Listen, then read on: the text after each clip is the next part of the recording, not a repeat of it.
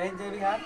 देखिए ज्योग्राफी दो खंड में बटा हुआ है, क अ और ब या क ख जो भी हो। तो पहला भाग तो पढ़ाई हो रहा है और अभी हो भी रहा है, लेकिन दूसरा भाग खंड ख में है प्राकृतिक आपदा एक परिचय। इसमें से लगभग आपको कुल मिला के संभावना है कि 8 नंबर तक का सवाल जरूर देता है। एक होती 4 नंबर का देगा, ऑब्जेक्टिव का को निश्चित रूप से देगा। तो खंड ख का इकाई 1 बता रहे हैं, यूनिट 1 बता रहे हैं, प्राकृतिक आपदा एक परिचय।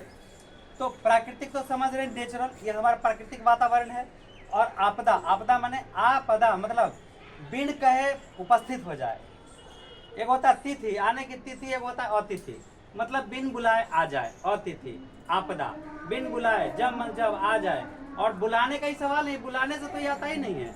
बुलाने से बुलाता आ सकता है, ये बुलाने से भी आ सकता है। आप खाना बनाने के लिए आप गैस खोल रखे हैं, ठीक है, और कोई यहाँ बेल बजा दिया, हाँ जी कोई है जी, तो खोल के चल गए दरवाजे पे, ठीक है, और आए तो माचिस भारत आप आपदा खरीद के आए, आप लौट जाइएगा। सावधानी और सुरक्षा, अपनी और देश की रक्षा।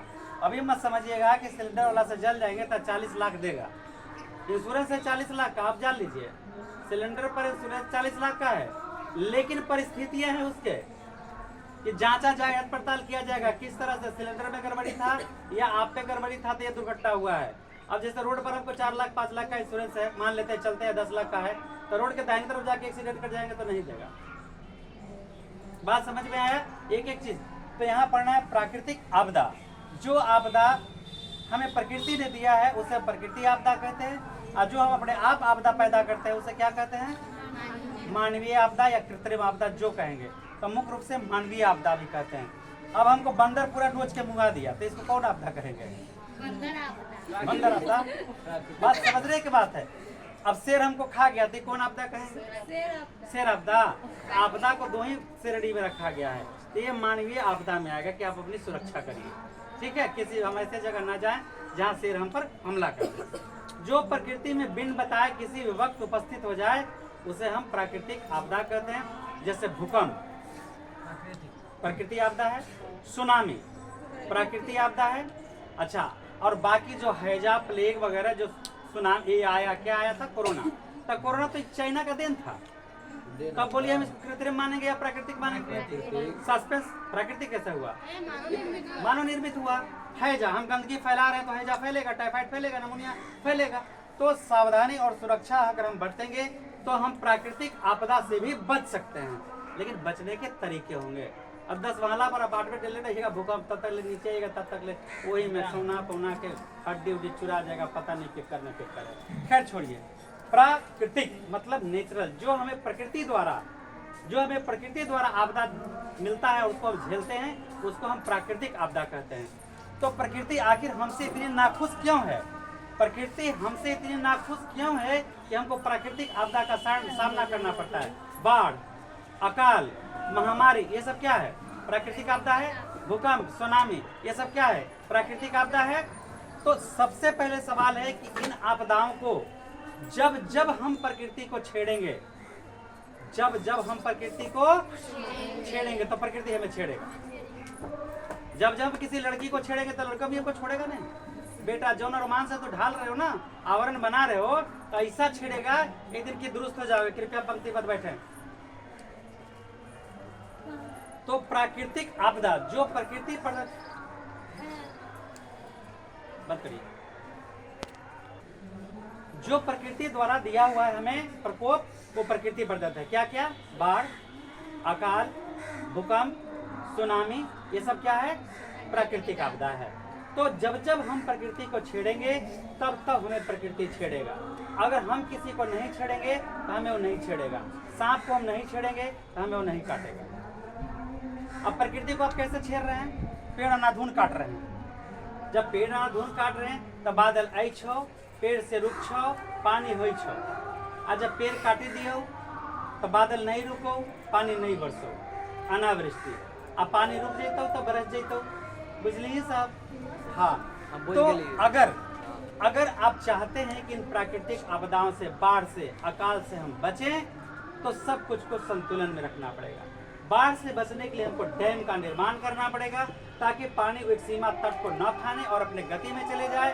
हम उस पर नौकायान यात्रा भी कर सकते, जलयान यात्रा कर सकते हैं, उसमें मछली पालन कर सकते हैं, उसमें बाढ़ से सुरक्षा कर सकते हैं, बिजली उत्पादन कर सकते हैं। और दूसरा अकाल जो पड़ता है, सुखाड़ से अकाल पड़ता है, अगर 75 सेंटीमीटर से कम बारिश होता है तो हम अकाल के क्षेत्र घोषित हो जाते हैं। 50 के आसपास हुआ तो 50-75 से नीचे, नहीं 50 से नीचे कहता है कि अकाल, तो 50 से नीचे अकाल जब पड़ जाएगा तो फसल होगा। बाढ़ अगर आ जाती है तो एक फसल आपको अवश्य होगा। बाढ़ अगर आ जाती है तो एक फसल दह जाएगा, लेकिन एक फसल आने वाले में पृथ्वी में नमी बना हुआ है, धरती में नमी बना हुआ है, आपको एक फसल हो जाएगा। लेकिन जब सुखाड़ है तब धरती का नमी खत्म हो गया, नमी खत्म हो गया तब पौधा का अंकुरण कैसे होगा? जब बीज का अंकुरण नहीं होगा तो फिर फसल कैसे होगा? बात समझ में आया? तो प्रकृति को छेड़ना बंद करिए, प्रकृति में दोहन करना बंद करिए। अब सेविंग लगावेला कोची बोलते हैं, क्रीम से मत करिए, बचाइए, साबुने मार लीजिए, उससे क्लोरोफ्लोरोकार्बन निकलता है, सीधे वातावरण में जाता है और ओजोन परत को क्या करता है? सुराख कर देता है। ओजोन परत से सीधे पराबैंगनी किरण आएगा और इस सब त्वचा में कैंसर कर देगा। पेड़ पौधे सब जल जाएंगे, और जल जाएंगे तब फिर जब पेड़ पौधे जल जाएंगे तब फिर अनाज कहाँ से उत्पादन होगा? तो प्रकृति को जब जब आप छेड़ेंगे तो प्रकृति आपको क्या करेगा? छेड़ेगा। अब जहाँ तहाँ कूड़ा कचरा डाल देंगे, कूड़ा कचरा डाल देंगे तो सड़ेगा तो हैजा निमोनिया टाइफाइड होबे करेगा। अब ज़्यादा उर्वरक से आप बताइए, ये बाढ़ कैसे आती है? पढ़ने आए ना, बताइए बाढ़ कैसे आती है? बोलिए ना, आप तो बतावे नहीं किया बाढ़। चलिए पहले बाढ़ बता दें। बाढ़ अतिवृष्टि के कारण आती है। कैसे आती है?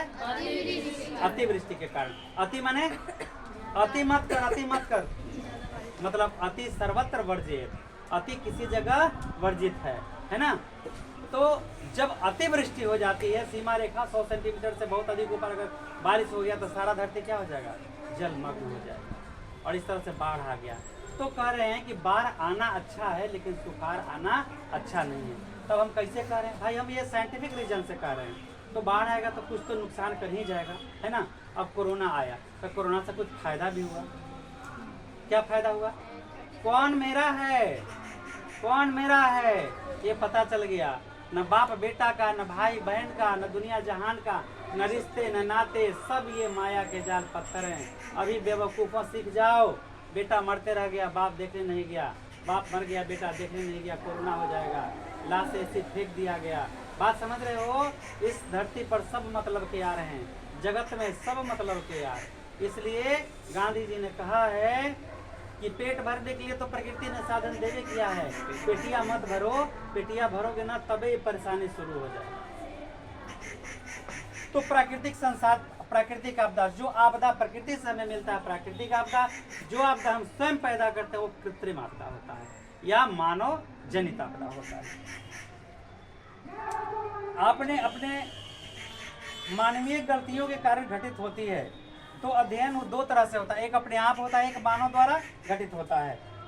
आपने उसके प्रबंधन का काफी ज्ञान भी हासिल किया, पिछले क्लास की बात कर रहा है। लेकिन आप इस भ्रम में न रहें कि आपदाओं के लिए सिर्फ मनुष्य ही जिम्मेवार है, जो हम आपको पहले बता दिए। सच तो यह है कि कई भयावह आपदाओं की स्थिति में मनुष्य निस्सहाय हो जाता है। जैसे कोरोना आया, चाहे जिस कारण से भी कोरोना आया, हम असहाय थे, क्या करें? सर्दियों हो गया तो कोरोना हो गया, कोरोना हो गया, अरे हल्का इलाज से ठीक हो जाने वाला तो कोरोना के कारण सब मर गया। बताइए, किसी भी चीज को, जैसे सांप काटा, जैसे उदाहरण देते हैं कि मोदी जी यहाँ बहुत बड़ा गलती भी किए थे लॉकडाउन करके, सांप काट दिया, अरे सांप काट दिया, सांप काट लिया, हार्ट अटैक कर जाएगा, मर जाएगा। अरे सांप काट लिया तो उठाओ, उसको हॉस्पिटल में ले जाओ, 40 मिनट के अंदर पहुंचाओ, एंटीवायरस दिया जाएगा, ठीक हो जाएगा। तो कहो देखिए सांप काट लिया, सांप काट लिया, सांप काट लिया, तो हार्ट अटैक कर जाएगा तो मर जाएगा। तो कोरोना में 10% लोग कोरोना से मरे और 90% लोग हार्ट अटैक से मरे। हमको कोरोना हो गया था फेफड़ा में, मेरा भतीजा कहा बैठिए गाड़ी पर, पैक कोरोना कुछ नहीं है, ले गया डॉक्टर के पास, दिखा है, दवाई खा, 1 महीना में ठीक हो। 1 महीना लगा था तो कोरोना था, ऐसा बात नहीं। उसका कारण देखिए, कोरोना सबको सिखला दिया कि तुम जीवित रह सकते हो किसी भी तरीका से, तुम किसी पर आश्रित नहीं हो। हम लोग स्कूल में पढ़ा देते भाई, स्कूल है तो मेरा जीवन है, स्कूल है तो मेरा जीवन है, वो मेरे महान है, वो मेरे कोई भगवान और महान नहीं है, सब कुत्ते के जाते हैं, कोई भगवान महान नहीं है। 2 साल हम लोग जिंदा रहे ना, तो अब तुम लोग भी जिंदा रह सकते हो। अपने बल पर खाली रहना सीख जाओ। कोरोना बहुत बड़ी बात बता गया, आजादी।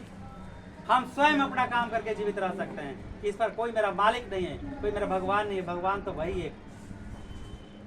तुम लोग आत्मनिर्भर बनोगे, खुद पढ़ो, खुद बच्चों को पढ़ाओ, 4 बच्चों को पढ़ाओ। माँ बाप पर भी निर्भर नहीं रहेगी। 4 बच्चों को पढ़ाएगी, अगर 200 देगा तो 800 होगा, 250 देगा तो 1000 होगा। 1000 में तो पढ़ाई खर्च चल जाएगा। माँ बाप ही नहीं सोचेंगे कि बेटियां मेरी बोझ है। तुम अपने पैसा से पढ़ेगी, कहेगी चलो भाई पढ़ रही है, फिर आगे पढ़ाने लगेगी तो तुमको 4000 मिलेगा। अब उसमें तू पढ़ा रही है तो उनको जरूरतें नहीं है। लड़का वाला सर देगा, भाई लड़की में टैलेंट है, मास्टर बन गई, ऐसे भी आकर के ले जाएगा। कहेगी कुछ नहीं चाहिए, वो कपड़ा दे दीजिए। समझ में आया? तब पढ़ो ना। 1000 लड़के हैं, लड़कियां 900 कुछ हैं, कितने बंडे रह जाएंगे। तुम लोग चिंता क्यों कर दिया दहेज का? हम जब तक हैं चिंता नहीं करना है। प्राकृतिक व्यवस्था जब कई कारणों से अकारण व्यवधान उत्पन्न होता है तो वे व्यवधान प्रकृति जनित आपदा के रूप में जब जब प्रकृति को छेड़ोगे, प्रकृति तुमको छेड़ेगा ही छेड़ेगा। इन्हीं आपदाओं की जानकारी आपको 10वीं कक्षा में मिल रही है। लिखा है इसमें, देखिए एक और आगे बढ़ते तब। प्राकृतिक आपदा में बाढ़, सुखाड़, भूकंप, सुनामी अति विनाशकारी आता है। बाढ़ आया, रातों रात नेपाल पानी छोड़ा। ज्यादा इन्हें उत्तर है कि दक्षिण है? उत्तर। उत्तर में जहाँ जाएंगे वही निश्चिंत हो जाएंगे। सब बुखार, पेरिए, ये सारा रोग खत्म हो जाता है। तो उत्तरी बिहार में सबसे ज्यादा कोसी नदी से प्रभावित होता है। सब नेपाल छोड़ा पानी, कोसी में घुसा और पूरा जलमग्न कर दिया। तो सब सारे फसल क्या हो जाते हैं? नष्ट हो जाते हैं। फिर भी वो बहुत सारा उत्पादन करता है, बहुत सारा उत्पादन करता है। क्योंकि धरती जब जलमग्न हो गया तो क्या हो गया? धरती में नमी आ गया, कोई भी फसल का उत्पादन करेगा। अतिरिक्त चक्रवात, ओलावृष्टि। हाँ, ओलावृष्टि समझते हैं? बर्फबारी, कुहासा बर्फबारी पड़ता है तो सरसों का पौधा है, वो सब सरसों का पौधा में कीड़ा लग जाता है, आप फूल नष्ट हो जाता है। फूल नष्ट रहेगा तो फिर फल कहाँ से लगेगा? तो उसके लिए हम अपना व्यवस्था करेंगे। ओलावृष्टि, हिमस्खलन, हिम माने संग्रहालय, संग्रह का आलय। गांधी संग्रहालय, गांधी का संग्रहालय। हिमालय, हिम का आलय। हिमस्खलन, हिम का खसकना। धर्म का शाला होता है, बुझा कि नहीं बुझा? एगो पति होता है बेलना से पिटाए वाला, एगो पति होता है चाय पत्ती पिए वाला। बुझा? तो दोनों में नाम तो एक है लेकिन अंतर है। 29% को बुंदा हटा देंगे तो बवाल हो जाएगा। हंसना अच्छी करना मत। बाढ़, सुखाड़, भूकंप, सुनामी के बड़े स्तर प्रभाव के कारण इनके कारणों की समीक्षा के परिणाम और प्रबंधन का अध्ययन। अब चलिए, आप तो जान गए कि ये सब प्राकृतिक प्रकोप आते ही रहते हैं। ठीक है, प्राकृतिक प्रकोप आते ही रहते हैं, मतलब कि कोरोना आते ही रहेगा। तब कोरोना आते ही रहेगा तो आप जाओगे। राजगीर कौन गया टूर में? तब बौद्धिस्ट लोगों को देखा होगा मुंह में कपड़ा लगाए रहता है, ओकरा कोरोना पकड़ता ही। ये हमारे वैदिक शास्त्र में लिखा हुआ है कि कम बोलने के लिए मुंह में पट्टी लगाइए। वाच लताना था या ज्यादा नहीं, तो हमने के नहीं बोलेंगे तो तुम लोग पढ़ोगे कैसे? मत कहना क्या बहुत बोलते हैं, ऐसा नहीं। ठीक है, तो अगर मुंह में मास्क लगाए रहते तो हम लोगों को कोरोना होता? अरे बताओ ना जी, होता? नहीं होता। क्या आप जानते हैं कि भूकंप अनुभव किया जाता है? भूकंप क्या किया जाता है? कैसे? अरे व्हाट इज दिस? आ गया भूकंप? समझ में आया कि नहीं? भूकंप ला दिए। तो भूकंप अनुभव किया जाता है। ये तो मानव जनित था, लेकिन वो कैसे रहेगा? प्रकृति जनित। सर जनित। हाँ, तो कहेगी सर जनित है। चलिए, यदि नहीं किया है तो यह जान ले कि पृथ्वी में जब भी कोई कंपन होती है, पृथ्वी में जब भी कोई कंपन होती है उसे भूकंप कहते हैं। पृथ्वी में जब भी कोई कंपन होती है तो उसे भूकंप कहते हैं। पृथ्वी में जब भी कोई कंपन होती है तो उसे भूकंप कहते हैं। चलिए, रागनी बताएगी भूकंप किसे कहते हैं? पृथ्वी में जब भी कोई कंपन। करेक्ट। पृथ्वी में जब कोई कंपन होती है तो उसे क्या कहते हैं? भूकंप कहते हैं। भू जमीन, भू जमीन, कंप कांपना, भूमि का कांपना भूकंप हो गया। बतिया बुझे कि नहीं बुझे? इसका मापन रिएक्टर स्केल से किया जाता है। कैसे से किया जाता है? रिएक्टर। ज्यादा रिएक्ट कर बे, याद हो गया? ओवर रिएक्ट कर बे, मतलब रिएक्टर स्केल से ओवर रिएक्ट कर देता है। तो कहते हैं रुक बेटा नाप देती है कि नहीं। तो भू प्लस कंपन, तो भूमि में हुए कंपन को क्या कहते हैं? ये कैसी आपदा है? प्राकृतिक। अब थोड़ी सी जान ले, क्या आप जानते हैं कि सुनामी क्या है? सु नामी, सु स समुद्र। कितना सिंपल है, सु स मुद्र। तो समुद्र के धरातल पर, समुद्र के निचले सतह के धरातल पर, तो समुद्र के धरातल पर भी आप देखेंगे कि छोटे छोटे ये जलीय जंतु रहते हैं। अब बोले कि पेट्रोल कैसे आता है, तो वही जलीय जंतु जब मरेंगे, दबेंगे, घटेंगे, सड़ेंगे, गलेंगे, लाखों वर्ष हो जाएगा, तब पाइप धंसा के वहां से मचान बना के पाइप के सहारे ले आएंगे 200, मगर 200 फीट तक ले रहना चाहिए। सागर सम्राट। हाँ सागर सम्राट, बाद में देख भाई हो वही था। सुनामी। अब यहाँ सवाल है सुनामी।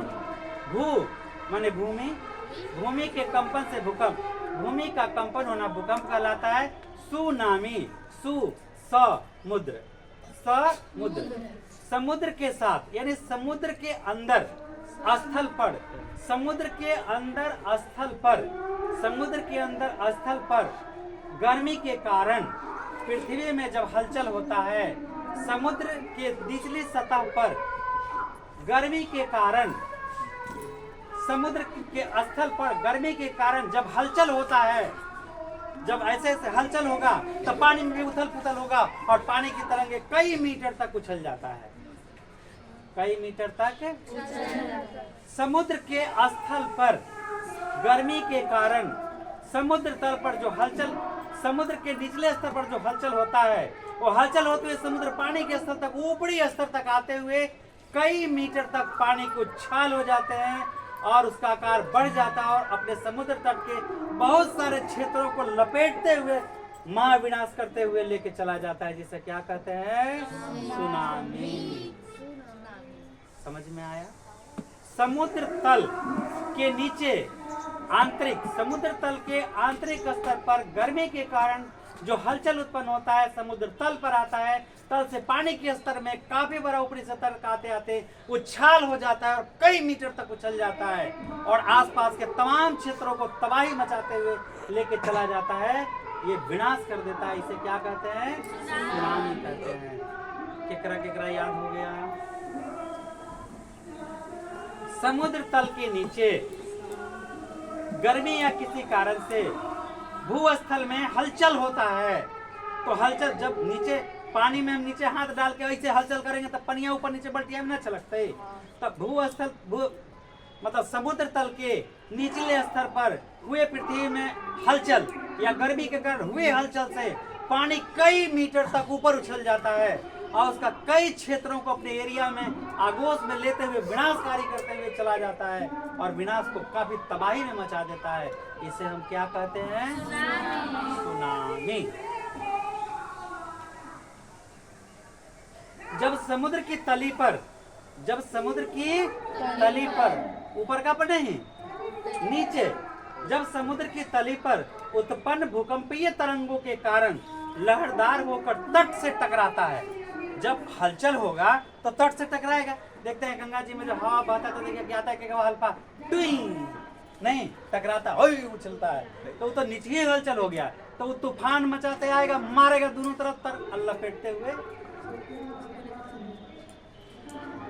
जब समुद्र की तली पर उत्पन्न भूकंपीय तरंगों के कारण लहरदार होकर तट से टकराता है तो तट की ओर जल कई मीटर की ऊंचाई तक उछलकर लेकर तटीय क्षेत्र में तबाही मचाते हुए रहता है। इसे हम क्या कहते हैं? सुनामी। सबको याद हो गया? अब लिख दोगे ना?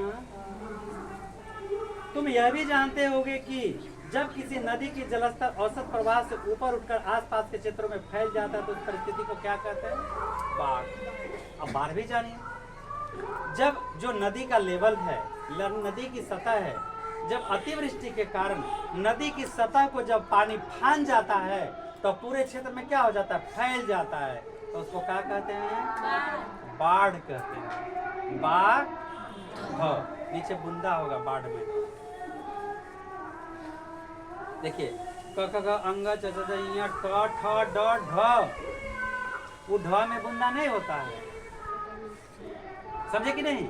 याद करिए, वो ढ में बूंदा नीचे नहीं होगा। ये बाढ़ नहीं है, बाढ़ है, बाढ़ है। जैसे बाढ़, बाढ़, बाड़ा, बाड़ा समझते हैं? बाद में समझाएंगे बाड़ा में। तो आप जानते हैं कि नदी का जलस्तर औसत प्रवाह से ऊपर उठकर जब क्षेत्र को जलमग्न कर देता है, जब नदी की प्रवाह नदी के जलस्तर से फांद कर, जब नदी की प्रवाह नदी की जलस्तर से फांद करके आसपास के क्षेत्रों को जलमग्न कर देता है और तबाही भी मचाता है, उसे हम बाढ़ कहते हैं। अब गांव में है जहां पानी भर गया और सड़कें पर इतना पानी लग गया, तो क्या करिएगा? वहां से आपको पलायन करके कहीं ऊंचे स्थान पर जाना पड़ेगा ना जी, और नहीं तो वही ढहते विश्वास वाला कहानी हो जाएगा। क्या आपने कभी भूकंप अनुभव किया है? हाँ, हम किए हैं। आप लोग किए हैं? अभी कर रहा था ना। यदि नहीं किया है, एक दिन गए मैं थाना में, किसी ऐसा काम था, तो एक को पकड़ के ले गया था, तो बेचारा पर चोरी का इल्जाम लगा दिया। मैंने भाई अच्छा आदमी है, मतलब आप हमारे यहाँ जा रहे हैं, पूछे कि क्या खबर है जी, कल चोरी हो जाएगा तो आप ही चोरी करवा दिए। तो कहा कि आप लिखिए कि मैं इनको जानता हूँ, पहचानता हूँ, जब जरूरत पड़ेगा तो मैं इनको थाने में लेके आऊँगा। तो मैं लिख दिया, मैं जानता हूँ, पहचानता हूँ, मेरे रिश्ते में बाप लगता है, मैं इनको लेके आऊँगा। अब फिर उसके बाद जब जान पहचान बढ़ गया तो कहता है कि सर अवश्य आइएगा थाना में जब जरूरत पड़े। क्योंकि ईश्वर न करे कि थाना डॉक्टर के यहाँ फिर हम जाए, जब कहे डॉक्टर या थाना वाला कि फिर आइएगा जरूरत होगा, ईश्वर न करे कि तो दरवाजा पर हम फिर से कभी आए। क्या आपने कभी भूकंप का अनुभव किया? यदि नहीं किया तो यह जान लें कि पृथ्वी में जब भी कोई कंपन होती है वही भूकंप कहलाता है। पृथ्वी में जब कोई भी कंपन होती है तो भूकंप कहलाता है। और समुद्र में जब भी कोई कंपन होती है तो सुनामी। सुनामी कहलाता है। इसका मापन रिएक्टर स्केल के द्वारा होता है। चलिए जी, पीछे वाले बच्चियां बताएंगी राशि, भूकंप का मापन किससे होता है? भूकंप किससे मापते हैं? कौन बताएगा? दिखाइए जी जरा, कौन बताएंगे? क्या इसमें पढ़े हैं? भूकंप का मापन किससे होता है जी? रिएक्टर से। अब रिएक्टर करेक्ट, लाइक व्हाट ठीक बोला। स्केल बोले तो नहीं है? नहीं बोले थे आप, रिएक्टर खाली बोले थे। चलिए बहुत अच्छा आप बोले थे, सबको धन्यवाद। अब हम हर कुछ जानते हैं, अति बहुत हो गया, बहुत बोल रहे हो, तो अति का होता है, तो मतलब बाढ़ का होता है। और जैसे अधि का बहुत बड़ा मतलब होता है, अधि, अधि वर्ष, लीप ईयर,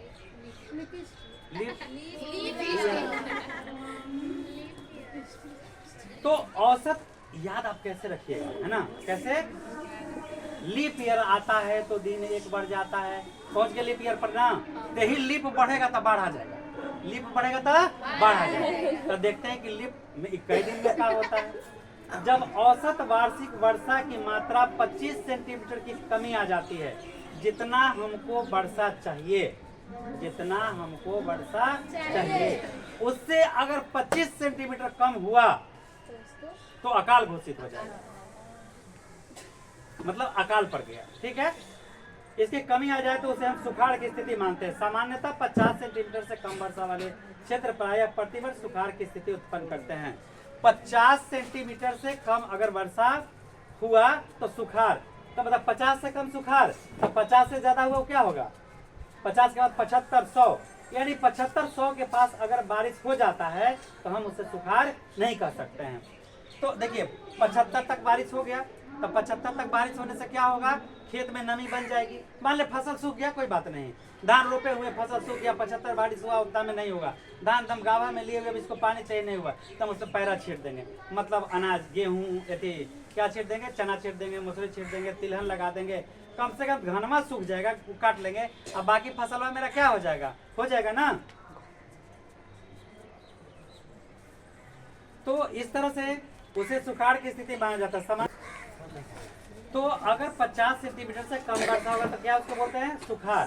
तो कहिए कि हमारा का पता कि 50 सेंटीमीटर कैसे पानी वर्षा, तो कटोरा रख दीजिए, ठीक, कटोरा का आयतन निकाल दीजिए। तो कटोरा कैसा होता है? बेलनाकार। या अगर तेल वाला टंकी रखते हैं, तेल, सरसों तेल वाला, तो कैसा होता है? घनाभाकार, निकाल दीजिए LBH। अगर कटोरा रखें तो पाई RS, कितना सेंटीमीटर पानी आपको पता चल गया। फिर बारिश हुआ, फिर कभी 10 सेंटीमीटर हुआ, 15 सेंटीमीटर हुआ, 5 सेंटीमीटर हुआ, 20 सेंटीमीटर, तो कुल मिला के लगभग अगर 50 सेंटीमीटर बारिश हो जाता है तो सुखाड़ क्षेत्र घोषित नहीं होगा। धरती में नमी है, हम सिंचाई के साधन की व्यवस्था करके किसी न किसी, जैसे 50 सेंटीमीटर बारिश हुआ, 75 सेंटीमीटर बारिश हो गया, कहीं नदी नाला वगैरह होगा तो उसमें पानी आ जाएगा। अब फिर धान को हमको एक फसल में और एक पानी चाहिए, लास्ट में जब फसल तैयार है, एगो पानी चाहिए, तो नदी नाला भरा, उससे पानी पटा देंगे, मेरा धान क्या हो जाएगा, तैयार हो जाएगा। तो हम उसे सुखाड़ क्षेत्र नहीं कहते हैं। लेकिन अगर 50 से कम बारिश हुआ तो सुखाड़ क्षेत्र घोषित हो जाएगा। आप बताइए जी, कितना % से कम बारिश होगा तो सुखाड़ हो जाएगा? कस के बोलिए। मम्मी दूध नहीं पिलाई है? 50। हाँ जी, 50 सेंटीमीटर से कम बारिश होगा तो सुखाड़ घोषित हो जाएगा, ऑब्जेक्टिव आएगा। अपने माता पिता या दादा दादी से पूछते हो कि क्यों कि उन्होंने कोई प्राकृतिक आपदा झेली है अथवा नहीं, यहाँ जाके पूछी हो। आप स्वयं पिछले वर्ष 2008 समाचार पत्र टेलीविजन में देखे होंगे कि कोसी नदी की बाढ़ ने किस प्रकार को दहला कर रख दिया था। कोसी नदी में जो बाढ़ आया एकदम दहला दिया था। एगो सुने हैं कि वहाँ एक कमला बलान है, वो नदी गोनू झा को श्राप मिल गया था कि उनका गांव था, अच्छा याद आता तो बता देते हैं, वो गांव श्रापित है, वो गांव में बाढ़ नहीं आता है। गोनू झा का नाम है महेश पट्टी, ऐसा ही कुछ गांव है, तो श्राप मिल गया था उनको, वहाँ पर बाढ़ नहीं चढ़ता है। मुन्ना दे पट्टे नहीं, महेश पट्टी शायद नाम है, मेरा दोस्त बताता था। आप सुन लीजिए इसकी पूरी कहानी, ये पढ़ाई से हट के है। गोनू झा एक दिन कहे कि पूरा बाढ़ आयल था, तो कहें कि अगर हम कमला माई हमारा एक कोठी धान अगर हो जैते ना, तो हम ऐसा चीज चढ़ेबे जे आज तक क्यों नहीं चढ़ल के है, ठीक। तो एक कोठी बाढ़ आयलो में धान पूरा भरमार हो गया गोनू झा के। तो माई कहीं कि अरे गोनुआ की चढ़े नहीं रे, की चढ़े नहीं रे, अरे माई चढ़ेबे न रे, अरे पटहुर नहीं ले ली रे, मुर्गा नहीं ले ली रे, कबूतर नहीं ले ली रे, की चढ़ेबे रे, माई के दिन आ गई रे, की चढ़ेबे रे, अरे माई चढ़ेबे। अब सारा लोग रोज तलवार पी जाते थे, रोज तलवार पी जाते थे गोनू झा। अब का चढ़ाएंगे, सारा गांव के लोग अतरस करें। तो जहिया चढ़ावे के दिन रहा, मंदिर में एकदम भीड़ लगा हुआ है कि आज गोनू बाबा का चढ़ाएंगे माई के मंदिर। आ रहे हैं एकदम तलवार ले, चम मुट्ठी में ले हैंगो आ गए मंदिर में। काहे भाई मंदिर में का चढ़ाएंगे गोनू झा, का चढ़ाएंगे गोनू झा, आस्ते आस्ते उसको मच्छर पकड़ के उसको तलवार से रेत दिए। माई श्राप दे दी जो तेरे गांव में नहीं होगा। सुने हैं, अब सच्चाई क्या है वो खुदा जाने।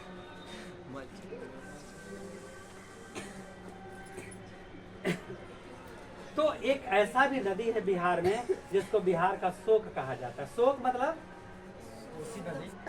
मतलब दुखों का भंडार। कहा था युधिष्ठिर ने पूछा यक्ष पूछा युधिष्ठिर से कि बताओ कौन व्यक्ति सुखी है। तो उसने कहे थे युधिष्ठिर ने कहा कि जो व्यक्ति 5वें या 6ठे पर भी अपने घर में साग पात बना के खा लेता हो, कम से कम वो सभी परिवार के साथ मिल करके, वो सबसे सुखी इंसान है। तब बाढ़ आ गया तो साग पात बना के खाइएगा, नहीं खाइएगा। तो नदी आया, सब कुछ बहा के ले गया, आदमी जानवर फसल सब ले गया। आज जो चेतल रहा, जागल रहा, अपना प्रबंधन करके रखा कुछ, वो किनारे पहुंच गया और बच गया। इसीलिए कब बाढ़ आ जाएगा, कब वह क्षेत्र को दहला देगा कोसी, इसीलिए बिहार का शोक कहा जाता है। उत्तरी बिहार का कोसी को शोक कहा जाता है। शोक किस नदी को कहा जाता है? कोसी नदी को। किस नदी को बिहार का शोक कहा जाता है? कोसी नदी को। कोसी नदी को बिहार का शोक कहा जाता है। अब उत्तर में कोसी नदी नहीं है, दक्षिण में कोसी नदी है। इन्ने उत्तर है कि इन्ने दक्षिण है? उत्तर है। ये मध्य बिहार हुआ ना, हाँ। तो उत्तर को कोसी नदी न बोलेंगे तो दक्षिण को कोसी नदी बोलेंगे। हमरे ऐसा ना कभी दिमाग घुमा हुआ है का कि जन ऐसी बोल दीजिएगा। टीचर डे के उस दिन हम बोल दिए थे लाइव में, टीचर डे के चिल्ड्रन डे के, लेकिन दोनों का संबंध एक दूसरे के पूरक है। बच्चे और टीचर से ही संबंध रखते हैं। तो चलते हैं आगे। कभी कभी माइंड जो होता है, सुनिए ना, कभी कभी माइंड ऐसा हो जाता है कोई बड़ी चीज में। कोसी की धारा ही बदल गई थी 2008 में, कोसी की धारा ही बदल गई थी। मतलब प्रवाहित होना करने में आया, उल्टा दिशा में बहने लगा था। इसको बोलते हैं उल्टा गंगा बहाना। तो जब उल्टा गंगा बहे लगा तब ऐसे ही होगा। भविष्य में अनुमान है कि उल्टा गंगा बहेगा। लड़कियों को दहेज देना पड़ेगा लड़कों को, तब लड़कों के ब्याह होगा। ऐसा जैसा मारा जा रहा है ना, जैसे भ्रूण हत्या हो रहा है, भविष्य में होगा, कितना बाढ़े बढ़ेगा। न तो चेत जाओ। कोसी नदी की धारा ही बदल गई थी। बिहार के लोगों के लिए यह कोई नई घटना नहीं है। कोसी की इसी विशालता के कारण इसे बिहार का सुख कहते हैं। देखिए भाई, अगर किसी को बुरा लगा होगा तो एक बार इस पर विचार जरूर करें कि मेरी बहन का भी ब्याह करना है, मेरी बेटी का भी ब्याह करना है, इसी तरह किसी की भी बेटी का ब्याह करना है। तो जो ले लेते हैं दे देते हैं, ठीक है, उसको गलवा मत टिपिए कि आओ लेके आओ, बाप के कमाई न रखल कि आओ लेके आओ। एक नंबर का जो भिखारी होता है ना, वही डिमांड करता है हाई क्वालिटी का पैंट सूट पहन। अरे हाँ, याद आया, ये तो कोट पैंट पहन के भिखारी हो गया जी, अव्वल दर्जे का भिखारी, करोड़ों का भिखारी ऐसे करता है। इस वर्ष 2000, हाँ, किस नदी को बिहार का शोक कहते हैं? कोसी नदी को। जो समुद्र के तलहटी में तूफान है उसे क्या कहते हैं?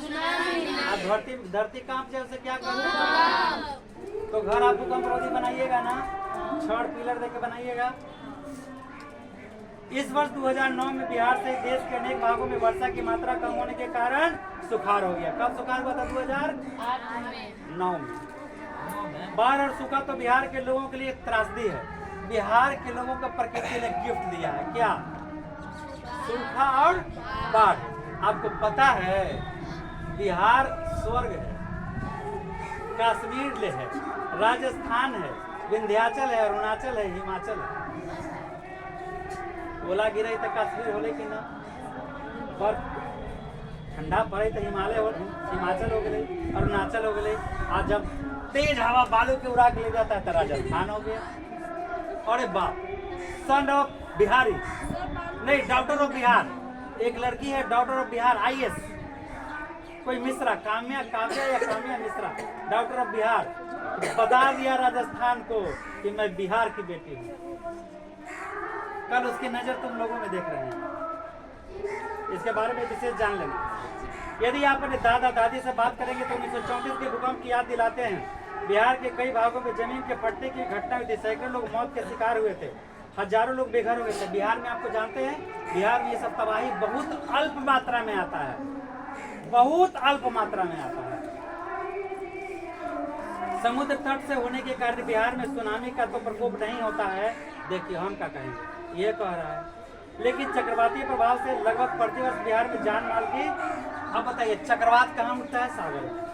तो उसका वहां से तबाह करते आते आएगा तब ना थोड़ा थोड़ा उधर होगा। हाँ, समझ रहे हैं ना? मतलब हम लोग अल्प मात्रा में तबाही को झेलते हैं, और सब कितना झेलता है बताइए। भारत के पर्वतीय क्षेत्रों में भूस्खलन और मृदा स्खलन जैसे घटनाएं, पर्वत समझते हैं? समतल जहाँ हम लोग हैं, पठार थोड़ा सा ऊंचा, और पहाड़ उठा लिए बजरंगबली। अब समझ गए पहाड़? तो पर्वतीय क्षेत्र में क्या होता है, थोड़ा सा कंपन होगा, गिरते गिरते आकर रोड जाम कर देगा। समझ में आया कि नहीं? धरती सब उन्हें घर है तो घर से आदमी पते नहीं कि कौन कहाँ गया। भारत के पर्वतीय क्षेत्र में भूस्खलन, भू माने भूमि, स्खलन माने खसकना, भू माने स्खलन माने खसक गया। भूस्खलन जैसी मृदा स्खलन, मिट्टी भी, अगर मिट्टी है तो मिट्टी भी वहां से सब दहते बहते कहाँ जाता है? अब मतलब पूरा बारिश हो रहा है तो मिट्टी जितना है हल्का वो सब दहते कहाँ जाएगा?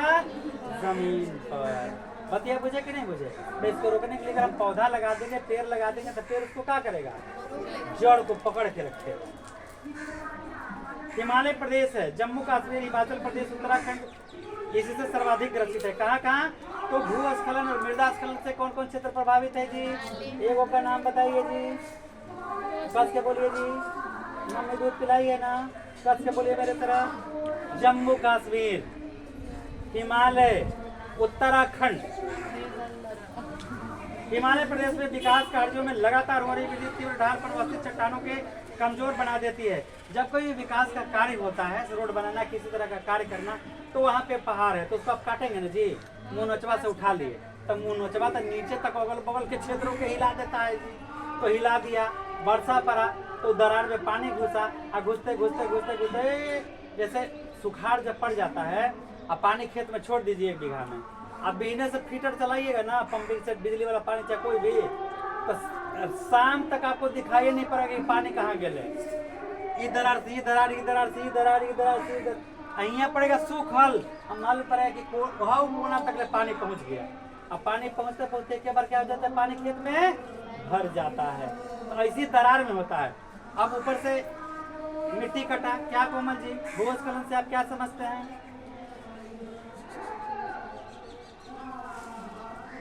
जल्दी जवाब दीजिए। जो लेकर के पढ़े के मन नहीं न करेगा, कोनो के चुट्टी काटेगा, देखो सर चुट्टी काट लिया, और नहीं पढ़े के मन रहेगा तो कोई को पेट सर पेट भोग दिया, तो कहते हैं कि ए निकलो दोनों बाहर जाओ, मारेगा झापर ना, हम बाहर नहीं भेजेंगे, हम लोहार है लोहार, ठोक ठाक के औजार बना देंगे। आजकल के मास्टर तो पता नहीं क्या बनते जा रहा है।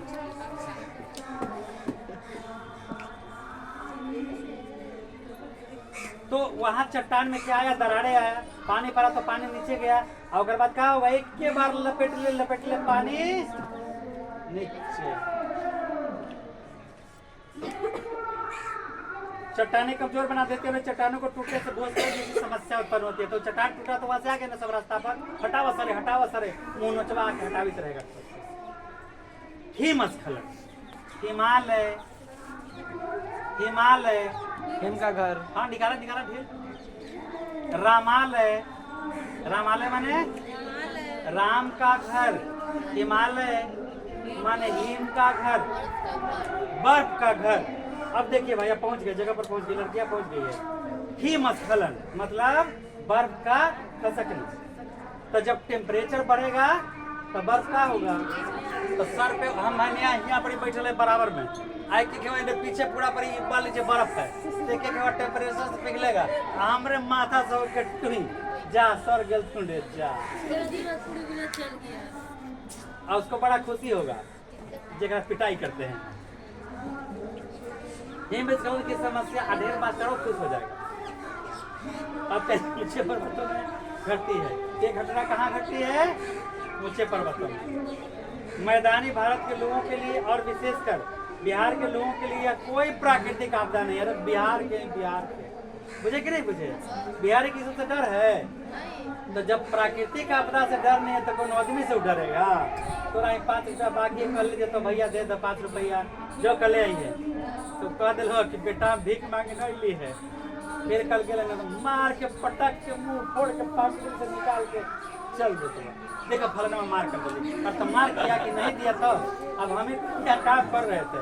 आई अंतिम दिन चाहिए था ना, तो पैसा हमको दे दिया, जाता था कि पटक के छीन लेगा हमसे। लेकिन भारत के पर्वतीय राज्यों के लिए कोई आपदा समस्या नहीं है। प्राकृतिक आपदा प्रबंधन, ठीक है भाई, बाढ़, अकाल, सुनामी, भूकंप, सुखाड़, ये सब समस्या आएगा। कम से कम सुखाड़ तो आएगा ही यहाँ, कम से कम बाढ़ टूट जाएगा तब बाढ़ तो आ जाएगा यहाँ, बांध टूट जाएगा तो ठीक है। भूकंप सुनामी नहीं आएगा, भूकंप तो आएगा। तो इसके लिए हम क्या करेंगे, आग लगेगा तो कुइयाँ खनेंगे, बोरी खनवाएंगे कि टंकी लगवाएंगे, पहली से लगवाए रहेंगे, शायद आ गया। एक बात बताइए, हम पड़ोसी का घर क्यों बुझाते हैं? मतलब पड़ोसी की आग लगाते क्यों बुझाते हैं? अगर हमारे पास भी लगे तो। अरे हमरो घरों में न पकड़ ले, इसे मार पानी आओ हो, मार पानी। अरे बेवकूफ, कोई नहीं, उसका घर न जल जाए इसलिए जाते हैं। जैसे कोई एक आदमी मंजिल से आ रहा था, तब हम पूछे कि कहाँ के लहर जी, तब फलना के गली का मंजिल पहुँचावे, बागपुर को झुट्टा कही के तो पहुँचावे गया था। तो हाँ जी विश्वास करिए। उन्हें क्या विश्वास करे, तू लोग के दिखाने गया था कि देखो हम फलना के पहुंचावे के लिए, हम मरम तो हमने तुम पहुंचा दिया। हमने गलत बोला, 1% भी गलत है तो कह दीजिए। तो हमारा सवाल थोड़ा उल्टा रहता है। हो गया गलत।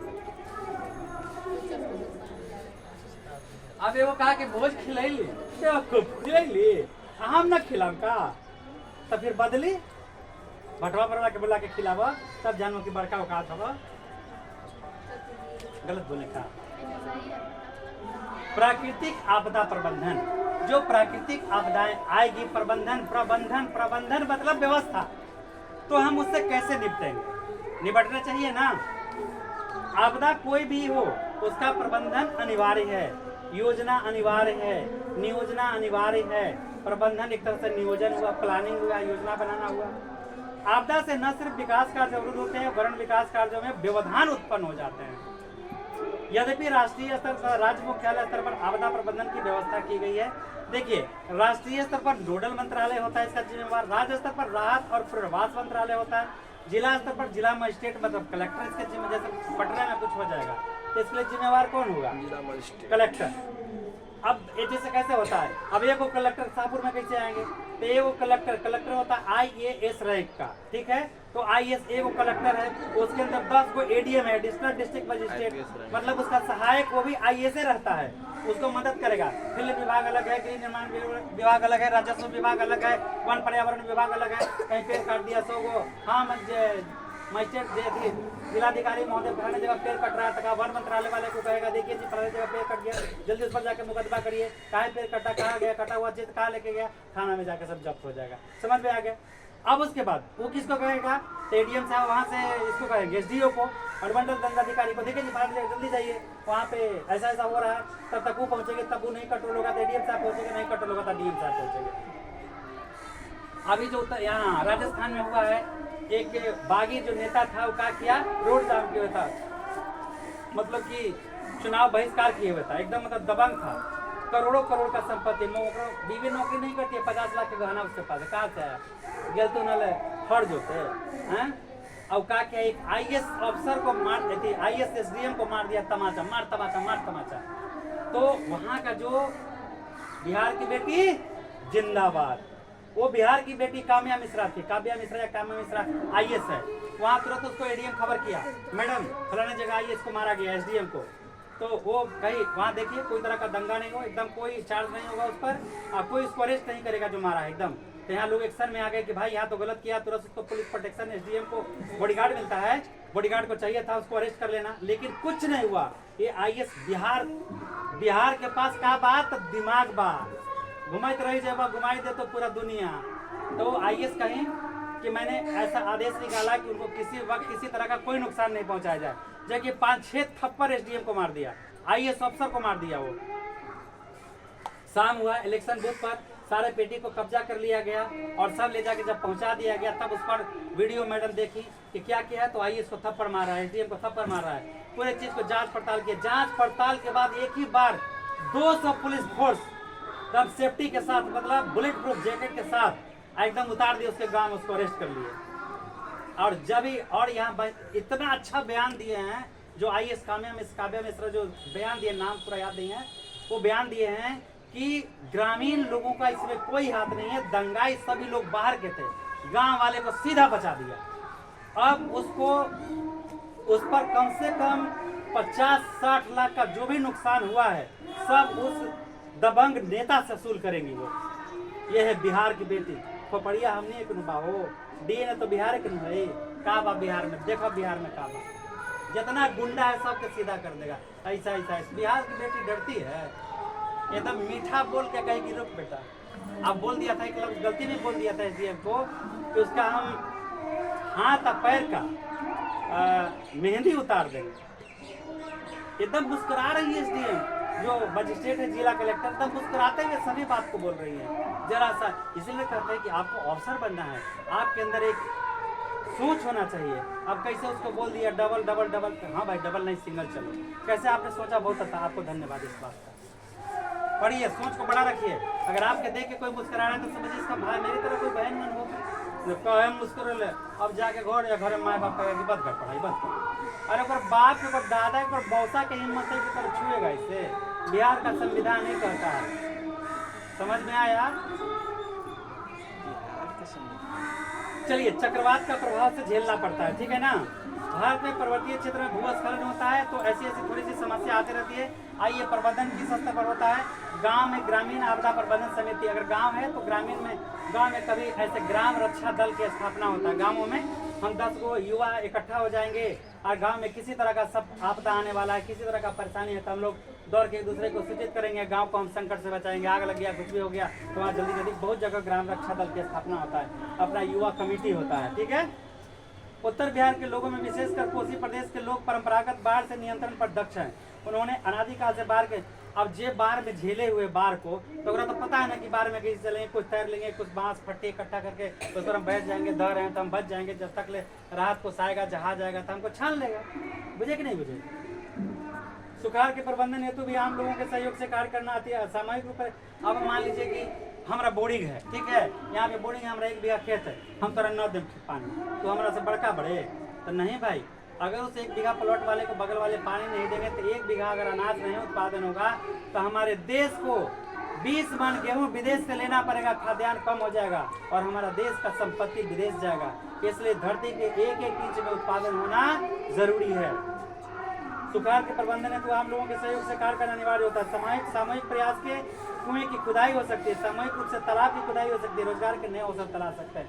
मान लीजिए जिसको 20 बीघा जमीन है, अगर 2 बीघा में बहुत बड़का तालाब खुदवा दिया तो जब पानी होगा तो भर जाएगा तालाब, और तालाब भर जाएगा तो जब बाढ़ आया तो 19 बीघा में खेती तो कर सकता है ना आराम से सुखाड़ के समय में। भूकंप और सुनामी भी भारत के लिए बड़ी चुनौती है। भूकंप तो इधर करेगा, सुनामी हम मौसम थोड़े सी नहीं है, कम आएंगे, दूर के हैं, माई थोड़ा अलग ना होता है, लेकिन माई समझ लो बउआ, हिमालय से उठ के पहुंच जाता है माई। कौन? भूकंप और सुनामी भारत की एक चुनौती है। भूकंप के प्रबंधन हेतु नए तकनीक आधारित भवन आप लोग घर बनाइए तो पिलर दे के घर बनाइए, ठीक है, पिलर दे के मोटा मोटा रड डाल के एकदम बंधन कर दीजिए, इतना मोटा मोटा एकदम दीवार को 15-15 इंच के, कम से कम 15-15 इंच के दीवार खींचिए, एकदम हिलबे नहीं करेगा। भूकंप मारेगा हुई हुई तो कहेगा बेटा रुक, और नीचे जमीन में से पूरा पिलर लेके जाइए। अच्छा, अब वृत्ताकार मत बनाइए, आयताकार और वर्गाकार, ज्यादा वर्गाकार भी थोड़ा सा 19-20 होना चाहिए। अरे भूमि कैसे होता है? यूं यूं, तब वर्गाकार रहेगा तो पूरा दबाव एक तरफ आएगा तो नहीं ना उठेगा एक तरफ। जैसे हम आपको उठाना चाहेंगे तो उठा लेंगे, और लिफ्टर उठा लेता है 100-200-1 kg, आप टांग गर्दनमा पकड़ेगा, गोड़वा ऐसे टांगे तो बीचवा में लप जाएगा नहीं, और लिफ्टर एकदम मारता है एक बार यूं ही हुई उठा देता है। तो हम ऐसा प्रबंधन कर ले रहेंगे तो नहीं होगा। इस प्रकार से तटीय भारत में सुनामी की चेतावनी का प्रबंधन के लिए विशेष कार्य है। अब मान लीजिए कि अमावस्या और पूर्णिमा का चक्रवात वगैरह आता है तो जो बछुआरे हैं वो नदी किनारे नहीं जाएं, संभल कर रहें। अगर हल्का सा सूचना मिली रेडियो पर, मैसेज पर, टेलीविजन किसी तरह से मैसेज मिलता है कि आप भूकंप आने की संभावना है तो 1-2 दिन तक समुद्र की तरफ में नहीं जाएं, तो सुनामी से बचाव हो सकता है। जहाँ क्षेत्र है वहाँ करीब क्या करते हैं, उसे खाली कर दें। 2002 में भारत के पूर्वी तट पर अंडमान निकोबार द्वीप समूह में सुनामी के भारी बर्बादी हुए थे। इसी तथ्य को ध्यान में रखकर चक्रवात सुनामी के प्रभाव को कम किया जा सकता है। और एक बात आपको जानने को मिलेगा, बताते मैग्रोव वन, कौन बहन हो? मैग्रोव वन मतलब झाड़ी लगा देंगे कि किसी तरह से अगर तबाही आएगा, जैसे रोड स्पीड ब्रेकर काहे लगाया जाता है, ये स्पीड ब्रेकर लगाया जाता है कि गाड़ियाँ के स्पीड को कम करने के, स्पीड को कम करना। तो जो झाड़ी हो क्या है, बाढ़ का मतलब बाढ़ का नियंत्रण, सुनामी का स्पीड ब्रेकर है, तो लगाना चाहिए। बाढ़ों का है, बाढ़ों का है। कोई भी प्रबंधन कार्य तब सफल नहीं हो सकता है जब तक कि उसमें आम लोगों की सहभागिता नहीं है। अब बांध बना दिए सरकार, यहाँ से मिट्टी काट के पर घोड़े भगा, एक दिन बाहर आता तो घड़वो भर के लेके चल देते जा देते। आम लोगों की सहभागिता जरूरी है। आम लोगों के, अब बताओ मुखिया जी का मेला है कि लीजिए मुखिया जी गांव में बाढ़ आ गया तो बांट दीजिएगा, 100 गो घर है हमारे गांव में तो बांट दीजिएगा, तो 100 गो उनका परिवार, बेटा पोता पोती नाती नतनी सब जोड़ जोड़ के 100 गो की लिस्ट दे देंगे। कार्ड चेक करिए, किसी भी वार्ड का कार्ड अगर चेक किया जाए आधार कार्ड से और वोटर लिस्ट से तो बहुत का फर्क मिलेगा। आज देखिए सरकार प्लान चलाया, पढ़े लिखे लोग जब बैठे हैं तो प्लान चलाया कि सभी का नाम जोड़ा जाए, ऑल इंडिया कहीं भी हम अंगूठा लगाएंगे तो मेरा नाम वहाँ आ जाएगा। देखिए हजारों हजार नाम कट गया। एक गांव में 1,000 लोगों को राशन को मिलता था तो 500 लोगों को राशन मिला, आधा नाम खत्म। तो सब मुखिया को डाला करता था, झूठे का कार्ड बनवा लिया वोट के नाम पर, सब कहीं हमारा गोली मरवा दो। तो क्या बोले, अरे कम से कम अकेले तो हैं बोल रहे हैं कि मक्खन लगा दें। डर अगर है तो मत करें ऐसा। कोई भी प्रबंधन कार्य तब तक सफल नहीं हो सकता जब तक आम लोगों की सहभागिता नहीं हो। आम लोगों की सहभागिता तक ग्राम पंचायत की मदद से एक ऐसा भी मुखिया है बिहार के अंदर जो कई बेटी 111 लड़कियों का शादी अपना खर्च से करवाया था, अपना खर्च से। उसको बोलते हैं मुखिया। इस सबको तो दुखिया बोलते हैं, अपने रोते रहता है। इसका मूल उद्देश्य यह है कि आपको अपने आसपास घटने वाली भी संभावित खतरों का पूर्व जानकारी हो। पूर्वानुमान अथवा पूर्व जानकारी से विनाश को कम किया जा सकता है। अब सब लोग वाले पानी का टंकी लगा दिए, ऊपर लगा हुआ है ना, अब तरी सन यहाँ पकड़ा मार दिए एकदम, ए साले के जले दो 12 इठल नहीं, हम लोग घर धर लेगा, कोई और के घर धर लेगा, है कि नहीं? तो आप लोग सचेत हो जाएंगे। तो चलिए, बहुत बढ़िया बात है। भारत के विनाशकारी चक्रवात आया था 19 अक्टूबर 1999। भारत के विनाशकारी भूकंप आया था 1934। भारत के प्रमुख सुखाड़ आया था 1966। भारत में प्रमुख सुनामी आया था 26 दिसंबर 2004। अब आइए भाई कुछ सुनामी। अब ऑब्जेक्टिव है, इनमें से कौन प्राकृतिक आपदा नहीं है? सुनामी, बाढ़, आतंकवाद, भूकंप। आतंकवाद तो हम ना पैदा करते हैं जी, तो उसके बाद दिमाग नहीं है। सबसे पहले रोजगार की अगर व्यवस्था हो जाएंगे तो आतंकवाद नहीं होगा। पेट जो जड़ता है तो क्या नहीं करता है, मरता क्या नहीं करता। इनमें कौन मानव जनित आपदा है? सांप्रदायिक दंगे, आतंकवाद, महामारी, उपयुक्त सभी। हाँ जी, मानव जनित है, सांप्रदायिक दंगे, हिंदू मुस्लिम। कैसे पता है कि हिंदू मुस्लिम? हम टोपी पहन लें, हिंदू है कि मुस्लिम? पगड़ी पहन लें, सिख है कि ईसाई? और ये पगले, न हिंदू न मुसलमान, सिख न ईसाई, केवल इंसान। हिंदू न मुसलमान, हम सब हैं भारत के इंसान। हिंदू मुस्लिम सिख ईसाई, जो दंगा करे वही कसाई। हिंदू मुस्लिम सिख ईसाई, जो दंगा करे वही कसाई। सुनामी का प्रमुख कारण क्या है? समुद्र में भूकंप। करेक्ट है? हाँ जी। आपदा किसे कहते हैं? आपदा कितने प्रकार के होते हैं? आपदा प्रबंधन क्यों आवश्यक है, ये सब आप लोग जान गए। तो अब आप चाहेंगे, सोचेंगे कि आप लोग ऐसा उम्मीद करेंगे कि आप लोगों को याद हो गया होगा। सबको याद हो गया होगा? ठीक है, परीक्षा में लिख देंगे। चलिए, लेसन समाप्त हुआ। जय जय बिहार। बहुत सारी शुभकामनाएं सभी को।